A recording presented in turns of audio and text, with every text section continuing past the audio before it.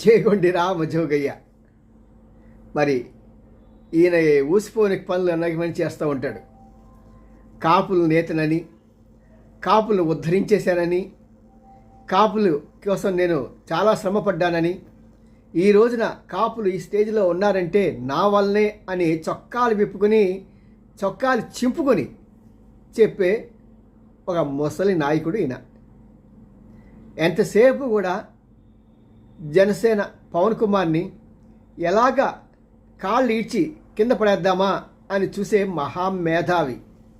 మన గతంలో చూసాం కదా ఎలక్షన్ స్టెంట్. నువ్వు ఆ పని చేయి ఈ పని చేయి రోజుకో లెటర్ రాస్తూ ఉండేవాడు, ప్రేమలేఖలు.